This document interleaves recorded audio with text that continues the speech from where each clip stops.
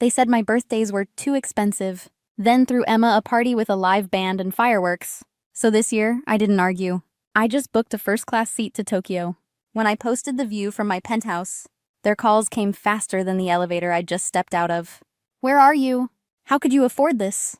Are you in trouble? I sipped champagne, smiled at the skyline, and turned my phone face down. Let them wonder. For once, the silence was mine to keep. My name is Deborah, the older daughter in what everyone calls a lovely family, the one who stopped asking to be celebrated and learned how to do it herself. Have you ever faced something like this? Tell me in the comments. They wanted quiet. I chose a city that never whispers. From the outside, we looked perfect. Nice house, family vacations. My parents, David and Linda, always smiling beside my younger sister, Emma. But if you zoomed in, you'd see the quiet imbalance shaping everything. When I turned 10, Emma got a princess party with a bouncy castle, magician, and photographer.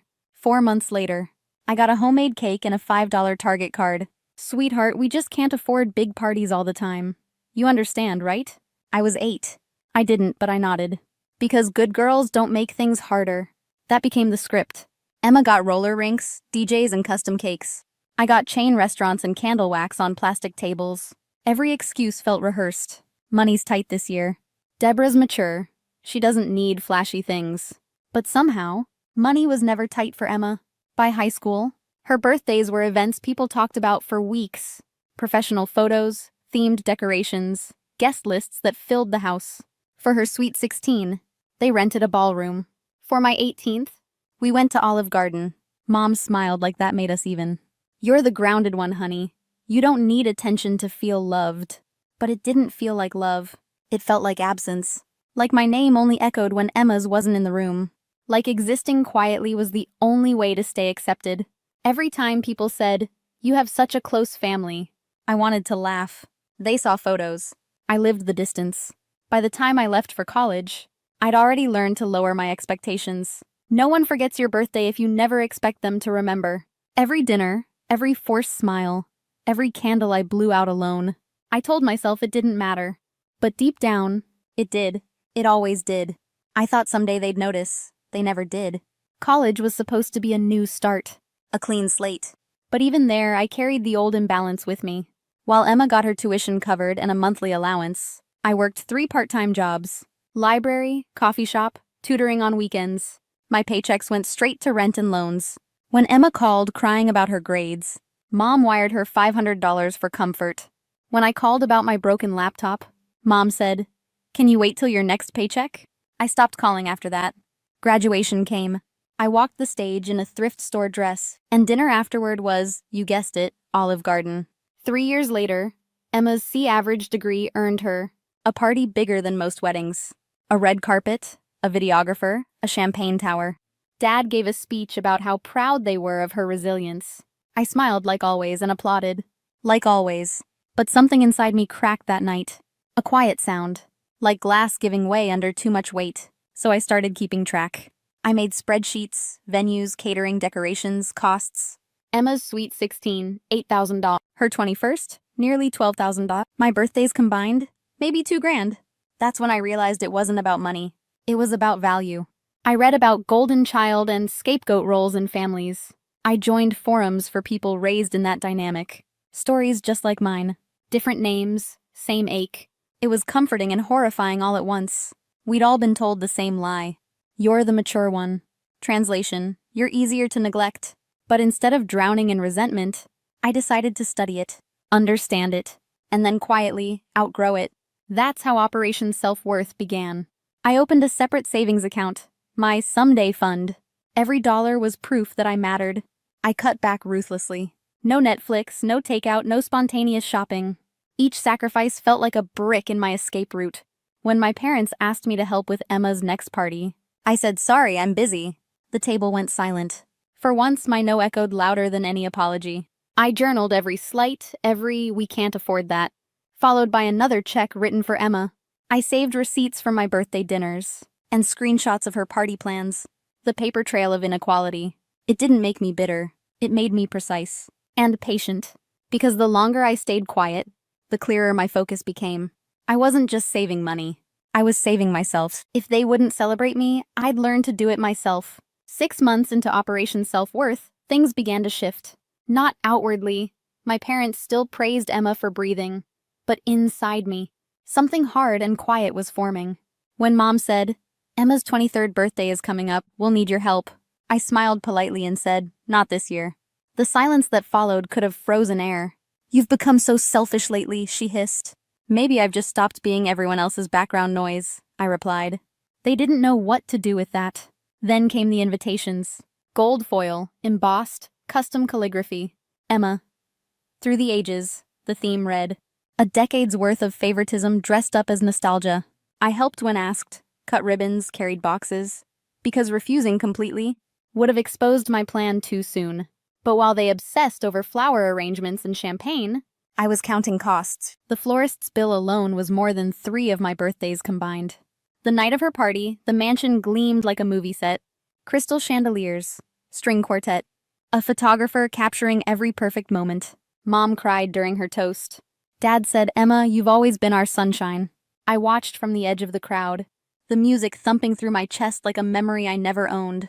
Every laugh, every flash from the photographer's camera felt like proof that I'd been edited out of my own story. People said, "You must be so proud of your sister." I smiled, pretending I didn't feel invisible under the chandelier's glow. That was the moment I knew I couldn't stay small anymore. I sat at my assigned table, not the family table, and watched it all unfold through the lens of 26 forgotten candles. That's when the final decision crystallized. Tokyo. Not just as a trip, as a statement, as a quiet explosion they couldn't ignore. I didn't want revenge that burned bridges. I wanted revenge that rebuilt me. Every plane ticket, every meal, every sunrise would say what I never could. I was worth celebrating. For the next year, I lived like a monk. No coffee runs, no vacations, no splurges. I worked late, took freelance projects, saved every cent. When coworkers asked why, I said, "I'm building something." They thought I meant a startup. By month 12, I'd built enough to buy back my self-worth. Flights, hotels, experiences. Every detail planned with surgical precision. I stopped responding to group texts, skipped family dinners. My absence became background noise, and they barely noticed. Until I requested vacation time at work. 2 weeks in Japan, starting on my birthday. My manager smiled. "You've earned it," she said. She had no idea how true that was. The night before I left, Emma asked for help choosing a dress for her next theme. Hollywood glamour. I said, "Sorry, I'll be busy." She frowned. "Doing what?" "Something different." She laughed, thinking I was joking. But this time, the punchline wasn't on me. They'd never see it coming, but they'd see it all. The flight to Tokyo felt like stepping into someone else's life. A life that finally fit. First-class seat, champagne.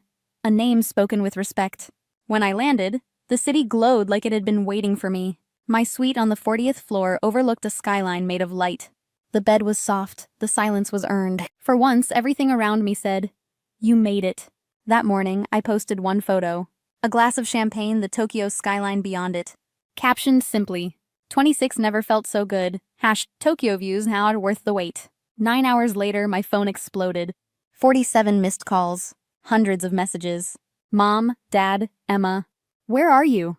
How did you pay for this? Are you in trouble? I wasn't. For the first time, I wasn't in trouble. They were. Their perfect story was cracking. Aunt Carol commented, "Wait, Deborah's in Tokyo? I thought she hated big celebrations." Uncle Tom replied, "Maybe she just never got the chance." The family group chat melted down in real time. Cousin Rachel joined in. "Looks like the family's budget magically recovered." Mom's friend Patricia wrote, "Linda, didn't you say Deborah preferred quiet birthdays?" The comments stacked like receipts no one wanted to claim. Each notification felt like a small vindication. Years of silence finally speaking for me. I didn't reply. I didn't have to. Emma called 12 times before I finally answered. "Deborah, what the hell are you doing?" "Celebrating." "In Tokyo?" I sipped my drink. "You noticed." She tried to sound calm, but her voice cracked. "Everyone's talking about this. You're embarrassing Mom." "I'm embarrassing her by existing happily?" "By making it obvious," she whispered. "Obvious that what?" "That things weren't equal." There it was. The truth. Small and trembling. "Emma," I said softly. "I didn't make it obvious. You did.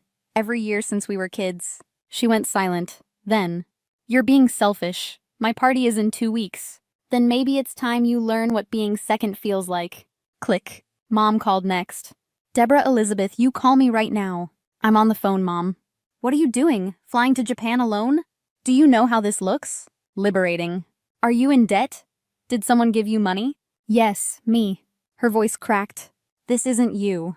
No, Mom, this is me. The version you never bothered to see. I set the phone down, opened the curtains wide, and let Tokyo pour into the room like light through glass. The city didn't ask for permission to shine. Neither would I. For the first time, I felt seen, even if the only person seeing me was me. I hung up, blocked them all on Instagram, and opened the curtains to the city below. Tokyo glittered, endless and alive. For once, I wasn't the afterthought in someone else's story. I was the headline. And the best part? I didn't owe anyone an explanation. For once, their silence wasn't mine to carry. When I came home, everything looked smaller. My apartment, my worries, even the memories that used to crush me. Tokyo hadn't changed my family. It had changed me. Emma texted 3 days later. Can we talk? Really talk? When she showed up at my door, she looked exhausted. The kind of tired that comes from realizing you've been the favorite. For all the wrong reasons, she sat at my table and cried. I canceled my party, she said. I couldn't celebrate while pretending everything was fair. For a moment, I didn't know what to say. Then she whispered, I never asked why you didn't get what I did. I just didn't want to see it. That hurt more than I expected. But it was also the truth. We talked for hours. About birthdays, college, money, silence. About how love isn't love if it comes with hierarchy. And for the first time, I saw my sister as someone human. Not the golden child. Not the villain. Just another person raised to believe I could handle less. Mom and Dad eventually called. They wanted to fix things. I didn't need fixing anymore. So when my 27th birthday came, they threw me a party. Nothing extravagant, just music, laughter, a real cake. And for once, no comparisons. But honestly, Tokyo was still my favorite. Because that was the year I stopped waiting for permission. The year I stopped needing witnesses to feel worthy. Sometimes the best revenge isn't loud. It's peace. It's joy without explanation. It's learning that love doesn't have to be earned. If you've ever felt overlooked, tell me in the comments. If you've been through this, you're not alone. Sometimes the best revenge is just living beautifully before saying goodbye. If this story touched your heart, please give it a like and share it with someone who needs to hear this today. Don't forget to subscribe for more true family betrayal stories. That reminds us we are stronger than we think.